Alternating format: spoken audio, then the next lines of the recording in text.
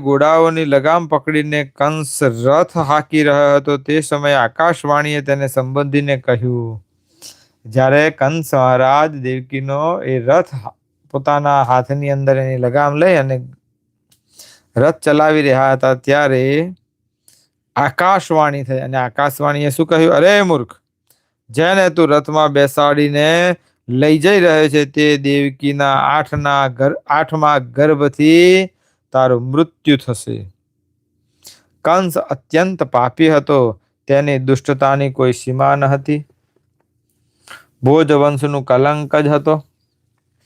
તેથી તો આકાશવાણીએ તેને સખલહ અર્થાત ખલ એટલે કે હે મૂર્ખ, ભોજવંશનું કલંક સંબોધન કર્યું. આકાશવાણી સાંભળતા તે તલવારને ખેંચી અને પોતાની બહેનનો ચોટલો પકડીને તેને મારવા માટે તૈયાર થઈ ગયો. આવો દુષ્ટ કંસ, તે અત્યંત ક્રૂર હતો.